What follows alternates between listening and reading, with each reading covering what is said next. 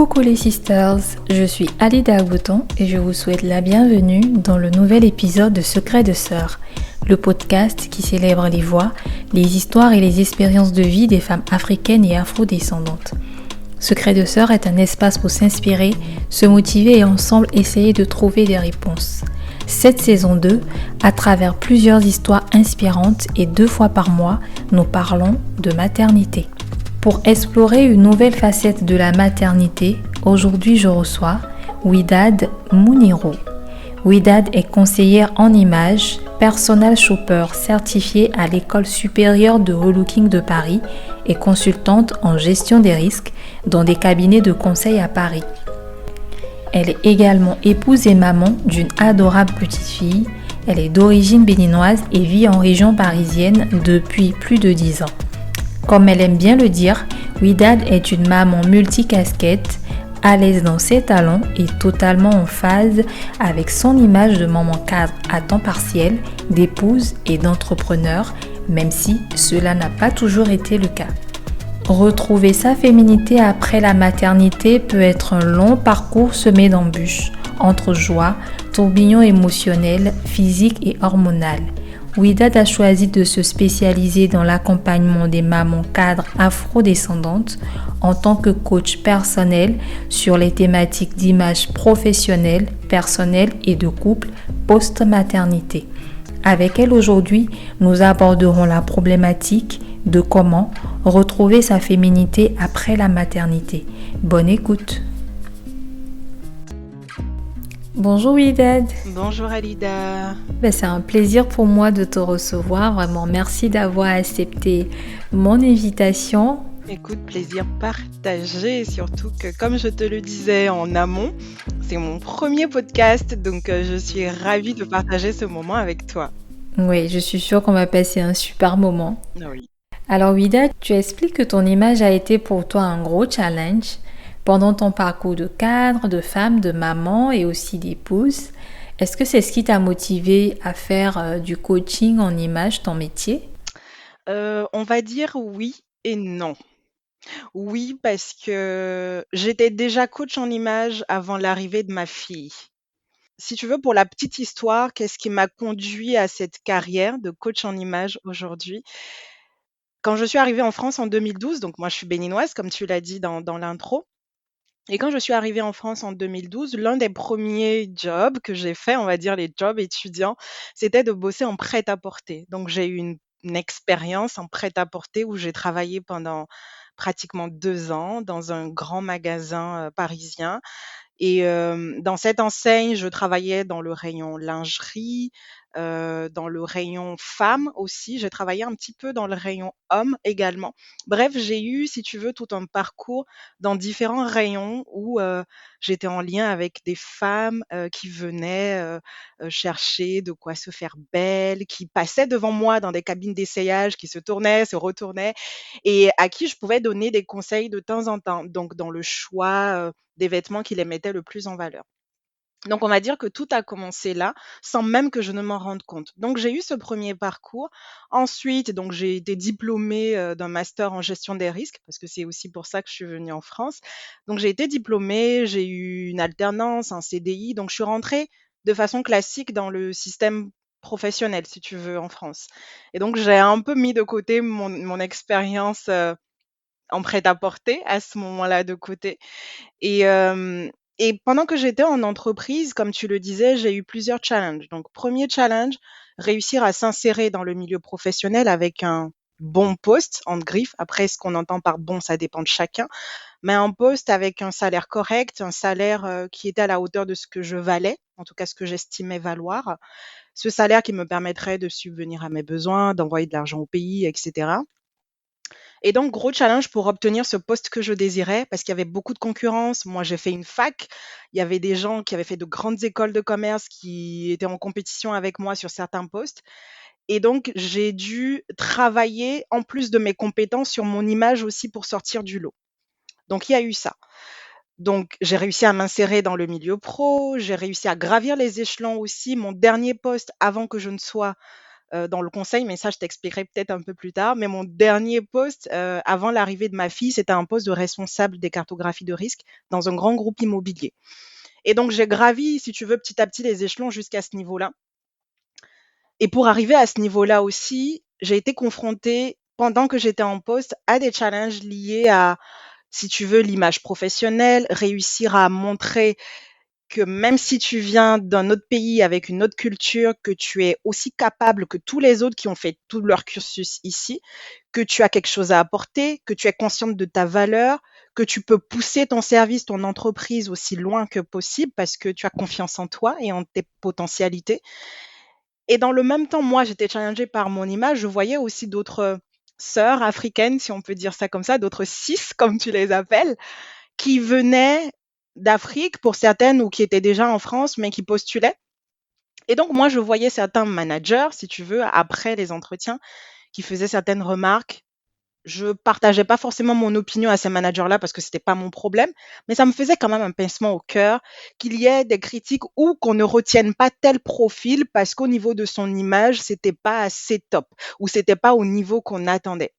Donc il y avait ça, donc deuxième étape. Ensuite, j'ai eu aussi, pendant ce parcours-là, à rencontrer d'autres femmes, d'autres mamans dans mon expérience, enfin pendant mon expérience pro. Et ces mamans-là, si tu veux, c'était des mamans bosseuses qui carburaient. C'était des gens comme moi, si tu veux. On n'était pas là par hasard. Sauf qu'on bossait dur, mais au moment de faire les présentations devant le COMEX, par exemple, moi j'y allais parce que j'ai réussi à me façonner cette image-là et à prouver en tout cas que j'avais ma place. Mais ces mamans-là, il y avait un truc qui manquait. Même si elles étaient compétentes, elles faisaient le boulot, mais au moment de restituer, en fait, on ne leur accordait jamais cette occasion d'aller au top management, en fait, d'aller montrer de quoi elles étaient capables au niveau vraiment top. Et ça me faisait mais tellement un pincement au cœur de me dire, mais en fait, tu es vraiment à ça, en fait. Tu es à ça d'avoir ce poste-là que tu pourrais occuper, alors que tu occupes un poste de chargé d'eux et tu pourrais être à un poste de responsabilité. Et donc, voyant ces différents éléments-là, bah, ça me poussait, même si je ne le disais pas comme ça me poussait à donner conseil à ces femmes-là, à leur dire, bah, et si tu faisais plus attention à ça? Vraiment, c'est des choses un peu bateau pour moi parfois, c'est que tu vas venir, tu es à un certain niveau ou tu as un certain poste ou dans une direction et tu vas venir peut-être un peu débrailler ou tu vas pas faire assez attention à tes cheveux. C'est un détail, mais en fait, c'est ce détail-là qui fait la différence entre toi et d'autres personnes, en fait. Ensuite, donc il y a eu le confinement, il y a eu cette phase de ma vie où j'ai commencé à remettre en question plein de choses, à me demander: «Est-ce que le boulot que je fais aujourd'hui, est-ce que c'est vraiment de ça que j'ai besoin?» En fait, si tu veux, je ressentais ce petit truc qui me manquait à mon épanouissement. Je savais que j'étais bonne dans mon boulot, c'est pas pour être prétentieuse ou quoi que ce soit, même malgré que je faisais ce travail et que j'avais été promue à un poste de responsabilité, bah, je sentais cette petite boule que tu as dans ton ventre chaque matin quand tu te lèves pour y aller, quand tu dis à ton conjoint tous les 4 matins: «Ah, j'ai pas envie d'aller ce matin» ou quand tu vas faire une réunion et que tu préfères éteindre ta caméra plutôt que de voir tes collègues, c'est des signaux, en fait.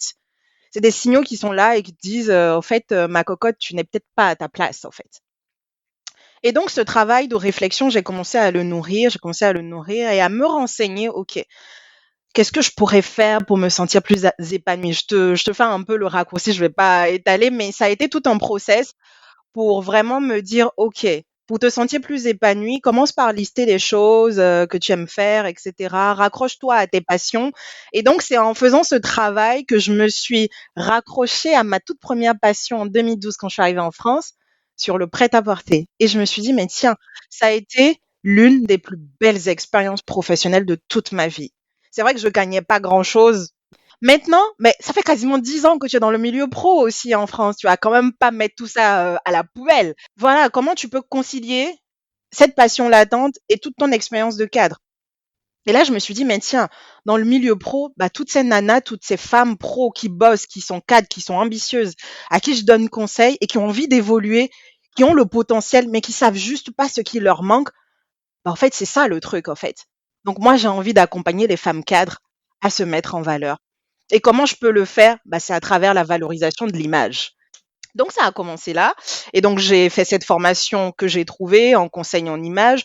Ensuite, j'ai fait une autre spécialisation en personal shopping, même si tu vois, ça se recoupe quand même avec ce que j'ai fait au départ. Donc je me suis lancée en coaching en images, ma fille est arrivée, je coachais des femmes en Afrique qui n'étaient pas forcément mamans à cette époque, donc c'était des femmes cadres. Après, quand ma fille est arrivée, donc j'ai pris une petite pause forcément pour m'occuper un peu d'elle, etc. Et entre le moment où elle est arrivée et on va dire les 3 mois qui ont suivi, et ben là, j'ai connu les challenges de la maman cadre, si tu veux. Les challenges que vivent toutes les mamans par rapport à leur image et à leur féminité. Et j'ai connu plusieurs phases. J'ai connu cette première phase où, si tu veux, il y avait ce petit cocon de je veux me retrouver avec ma fille, donc j'avais ma petite bulle avec ma princesse, où dans cette bulle, j'étais tellement à fond que je me suis oubliée un peu. Je me suis oubliée, pas que je le voulais forcément, mais parce que tu es très vite submergé par plein de choses, la fatigue, tu te retrouves en diaspora en plein Covid. Mes parents pouvaient pas venir, enfin ma mère parce que du coup mon père est décédé, mais ma mère du coup ne pouvait pas venir. J'ai connu ces premiers moments-là où c'était un peu difficile, si tu veux, pour moi. Et donc j'étais juste focus sur une seule chose, ma fille, qu'elle aille bien en fait dans ce contexte-là. Et donc moi, je me suis un peu oubliée. J'ai passé quasiment 3 mois sans aller chez le coiffeur, je crois. J'avais gardé la même coiffure. J'avais du mal à un moment à me regarder devant le miroir. Je me reconnaissais plus, en fait, dans cette silhouette. J'ai pris du poids. Initialement, quand je suis arrivée en France, je faisais pas plus de 45 kilos. Et quand j'ai eu ma fille, je suis passée à peu près à 75, 76 kilos. Pour certains, on te dira, si tu parles à certaines mamans, on va te dire non, mais 75, 76 kilos, c'est rien. Oui, c'est rien pour des personnes qui ont toujours eu ce poids-là. Mais pour moi qui ai eu, j'ai toujours été mince. Je me suis toujours vue mince. Et là, je prends du poids, je prends des seins, je prends des fesses, j'ai des vergetures. Enfin, je prends de la poitrine. Tout ça, ça te donne pas envie vu que tu n'es pas encore maman. Mais bref, je pense que ça fait partie des secrets dont tu parlais. Et c'est nécessaire de commencer, je pense, cette émission par là. En fait, libérer la parole et poser le contexte parce que le tout n'est pas de se dire ouais tu es maman, la petite est là, oui c'est tout rose, c'est la joie, etc. Oui c'est plein de bonheur, mais c'est aussi plein de questionnements, plein de fatigue, plein de surprises aussi si on peut dire. Et donc tous ces éléments et ces challenges que moi j'ai vécu avec mon corps, avec ma féminité, avec ma confiance en moi, parce que tout ça, passer devant le miroir chaque matin et ne pas te reconnaître, ne pas oser te regarder devant le miroir, ça te plombe ta confiance en toi, ça te plombe ton estime de toi, ça impacte ta relation de couple parce que tu as du mal à te sentir belle et forcément tu envoies ce message à ton partenaire aussi qui ne te reconnaît plus et qui t'aime tellement qu'il n'ose pas te parler de ça et qu'il n'ose pas te demander ça parce qu'il a peur de te frustrer aussi. Donc on est un peu dans cette relation où finalement on a l'impression que on est juste des frères et sœurs ou on est juste un peu comme des parents d'une fille qui vient de naître, mais on se voit plus comme amoureux, on se voit plus comme dans la séduction. En fait, tout ça finalement passe à côté. Et donc j'ai connu ces challenges, j'en suis sortie et c'est pour ça que je parle de ça aussi aujourd'hui. J'en suis sortie et en sortant de là, ça m'a fait un tel bien fou sur mon équilibre personnel, mon équilibre en tant que maman et mon équilibre dans mon couple et mon équilibre professionnel également. Parce que j'ai compris que pour me remettre dans la vie active, donc après la phase maternité, tout ça, début de bébé, bah, il fallait que je regagne confiance en moi. Il fallait que je me sente de nouveau belle. Il fallait que je puisse être pleine d'assurance pour aller en entretien parce qu'entre-temps, j'ai changé de boulot. Il faut que quand je prenne mon poste, je puisse être à la hauteur. Enfin, il y avait plein de choses. Et finalement, tout est lié pour moi, en fait. Ton image, ta confiance en toi, ton estime de toi, ton image pro, perso et de couple. Et c'est pour ça que finalement, moi, étant sortie de ça, je me suis dit, mais tiens, oui, dad, en fait, ça a été un process. On est parti de l'image de la femme cadre pour arriver à l'image de la maman cadre. Tu as expérimenté un certain nombre de choses. Tu es en diaspora. Bah, je suis sûre qu'il y a plein de mamans cadres afro-descendantes en diaspora qui vivent la même chose que ce que tu as vécu. Donc, ton job, ta mission, bah, aujourd'hui, c'est d'essayer de trouver ces mamans-là. C'est essayer de les tenir par la main, c'est ce que j'aime dire. De leur montrer que même si on est en diaspora, même si on a quitté notre pays, qu'on a des milliers de kilomètres, on peut se réaliser, on peut se reconstruire, On peut se reprendre en main, on peut reprendre le contrôle, on peut faire de notre maternité un nouveau départ. Voilà un peu. Oh là là, j'ai des frissons. On te raconte tout ça. Ah, c'est fou. Oh là là. Ça me donne les frissons aussi et tu racontes tellement bien les challenges qu'on les visualise parfaitement et je suis sûre que ça parlera à plus d'une. Ouais, Et d'ailleurs, ça m'a fait aussi penser à un épisode de la première saison où on parlait de donner un sens à sa vie et ça ne vient que conforter l'idée comme quoi quand on arrive à trouver sa mission, non seulement c'est un bonheur pour soi-même, mais c'est un cadeau pour les personnes qui nous entourent. Ça rejaillit vraiment sur tout notre ouais. entourage. Donc C'est franchement, totalement c'est ça. vraiment top. Alors Widad, on va rentrer dans le vif du sujet. De ton expérience personnelle et sur la base de ton métier de coach, selon toi, quand on dit retrouver sa féminité après l'accouchement ou après la grossesse, de quoi parle-t-on? Et surtout, quels sont les différents volets que ça implique? Et est-ce qu'il existe une formule magique pour y arriver? Dis-nous. Ouais. Alors, déjà, par rapport à ta première question sur quand on dit retrouver sa féminité, c'est quoi? Ce qu'il faut savoir, c'est que finalement, la féminité ou même l'image, hein, j'en parle dans certains de mes posts sur les réseaux sociaux, ça peut être un terme assez subjectif.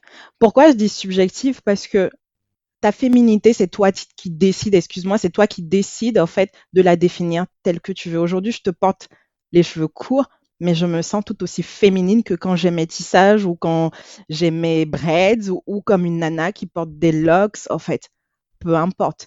Je ne me fie pas aux standards, je ne me fie pas aux définitions toutes faites, je me fie à ce qui est important pour moi par rapport à ma féminité. Donc, je voulais déjà poser ce contexte-là. Après, c'est vrai que on va dire, ce que je dis à mes clientes en général, parce qu'il y a quand même une base, je ne vais pas m'arrêter là et te dire ça dépend de chacun, etc.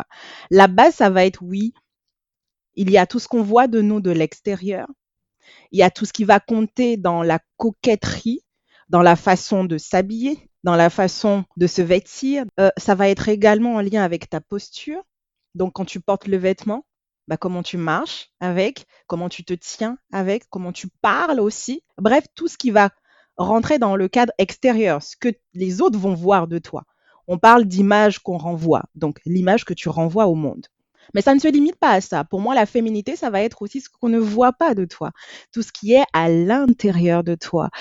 Ça peut être dans la façon dont tu prends soin de toi, chez toi, que personne ne voit forcément. Ça peut être ce que tu dis de toi intérieurement. Ça peut être comment tu te ou comment tu joues sur ta sensualité aussi dans ton couple, comment tu joues dans l'intimité avec ton partenaire, toutes ces choses-là qui te font te sentir femme et pas que maman.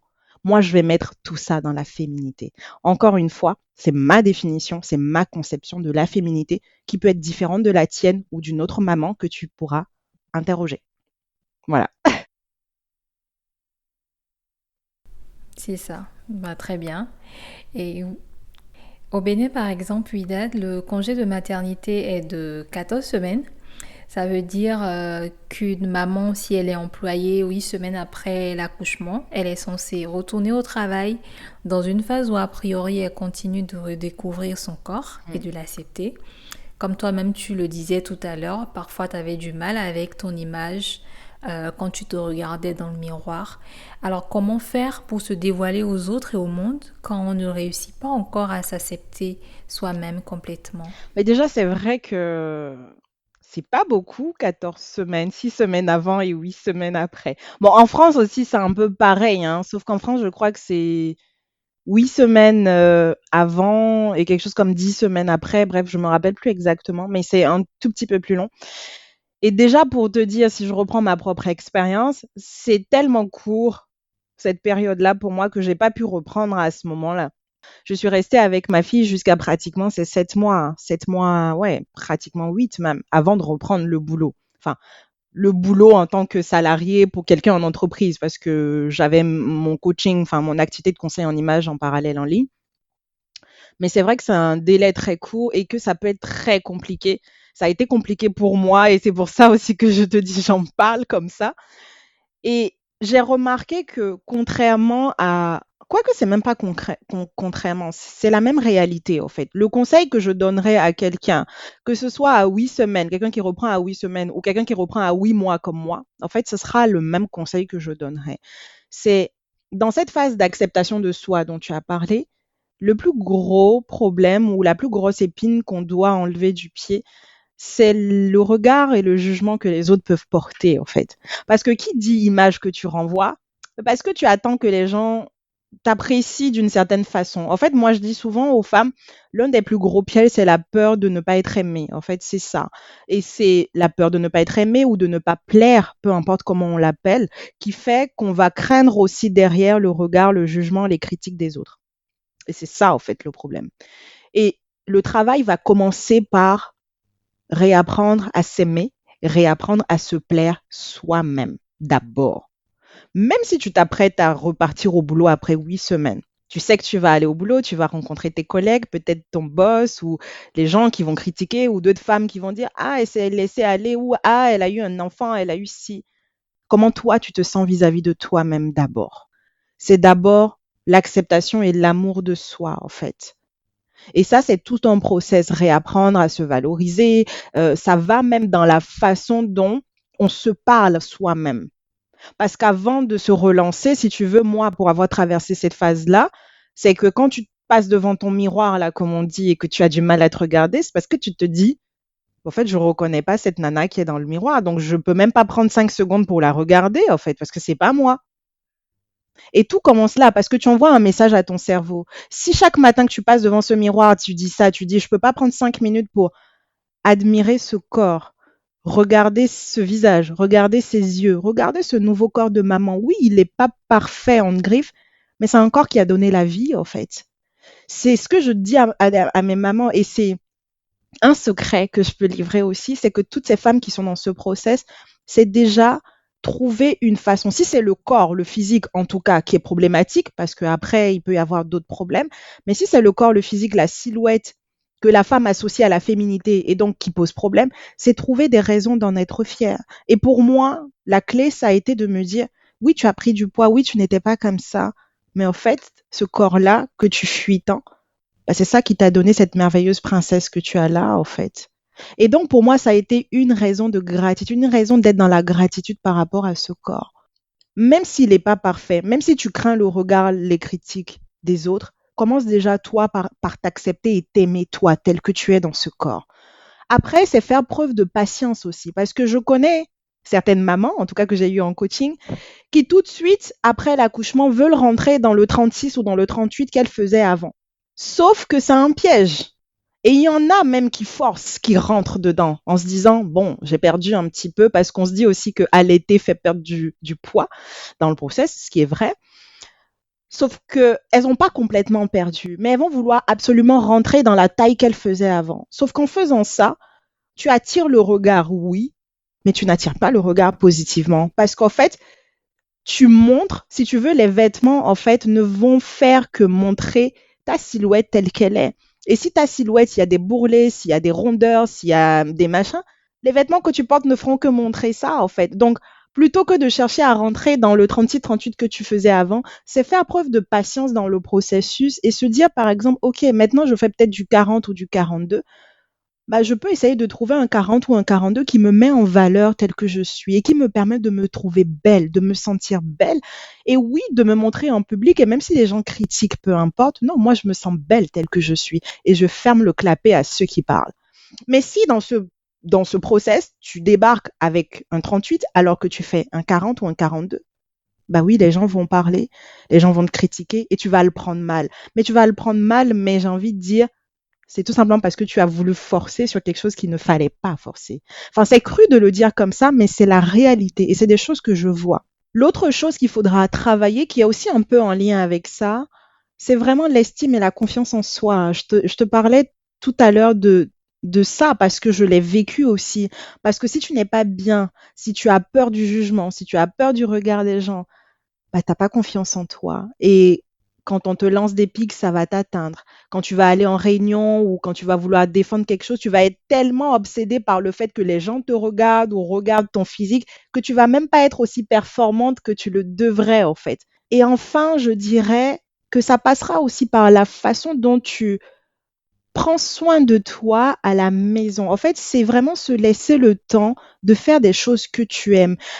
Si tu veux, ça peut être un peu égoïste, mais vraiment le mot d'ordre, ce sera recentre-toi sur toi parce que la personne qui compte réellement, c'est toi. Fais les choses que tu aimes. Si tu as envie de te mettre au sport, si tu as envie de sortir, te reposer, etc., fais ce qui te plaît en fait.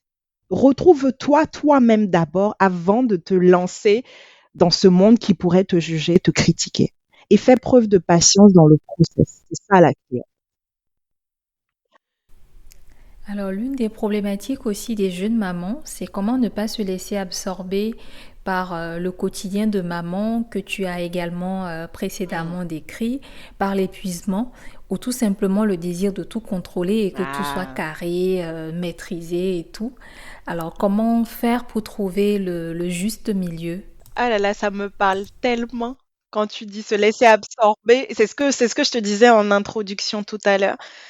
La fatigue, vouloir être tout le temps au chevet de bébé, vouloir être tout le temps à la fois, la maison doit être nickel, bébé doit être parfaite. Toi aussi, tu dois être à la cuisine pour être sûr que le repas de chéri, machin, est prêt ou parce que enfin, c'est pas une obligation, mais moi, je sais que je suis du genre, j'aime bien prendre soin de mon homme.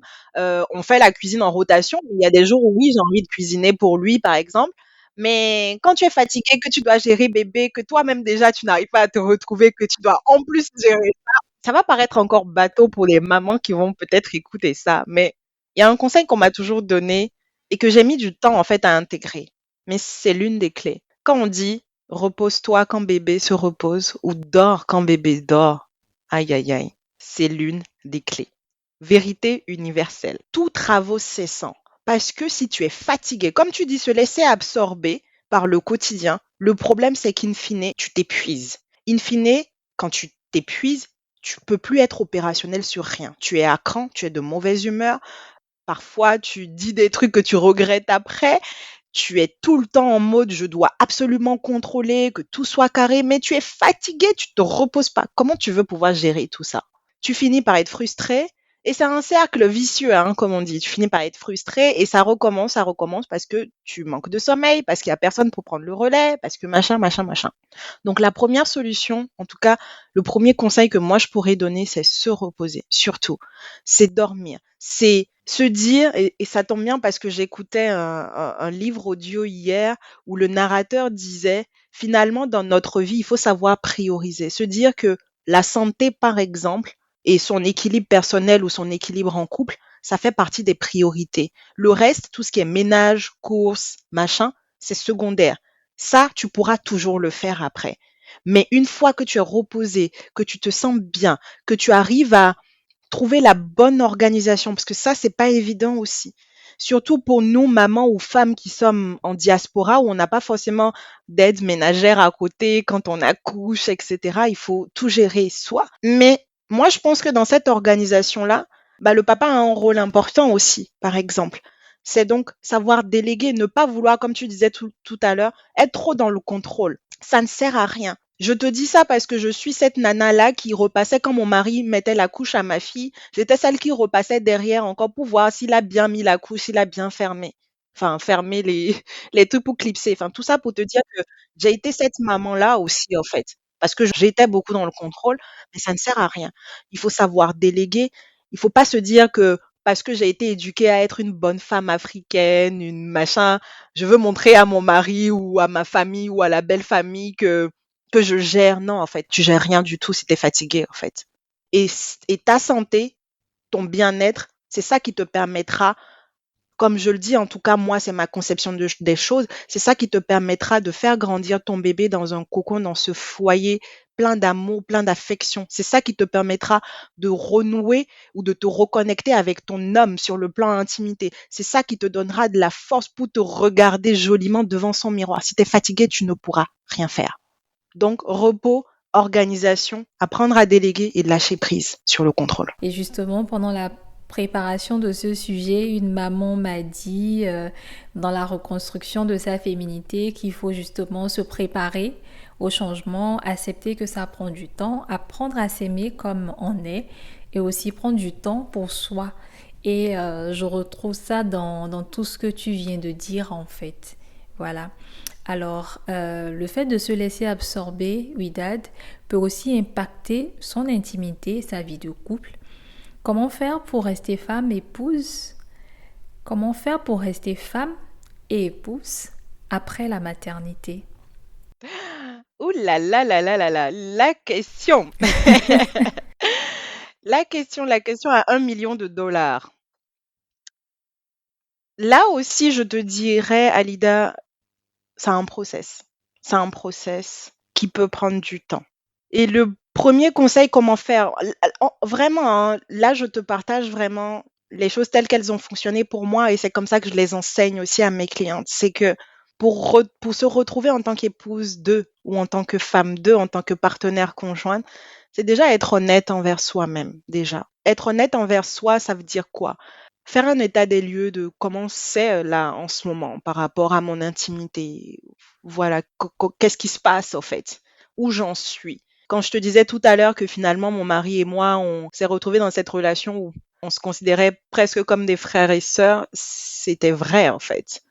C'est qu'il y avait plus de place à la séduction, il y avait plus de place au câlin, il y avait plus de place à l'intimité, aux bisous langoureux du début, tout ça, tout ça.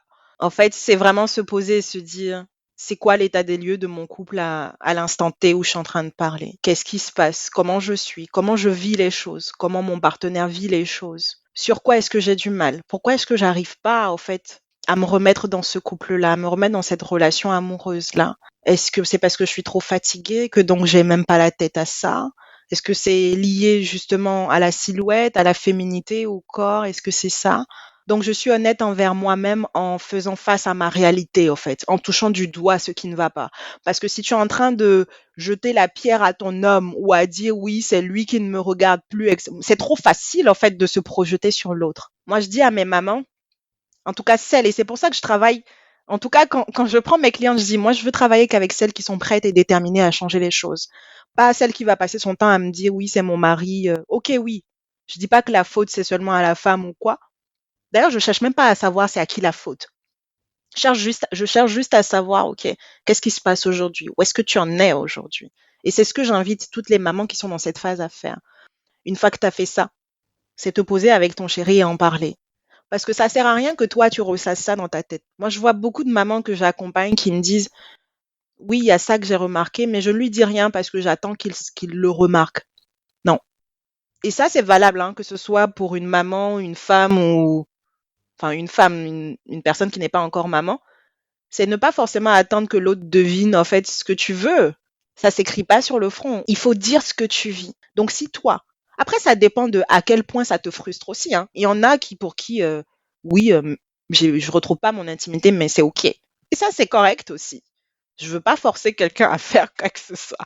Mais si ça te frustre, parce que moi, je sais que cette composante-là, elle compte beaucoup aussi dans ma confiance en moi. J'ai besoin de me sentir bien dans mon couple, en fait. Et quand je dis bien, c'est dans tous les sens du terme.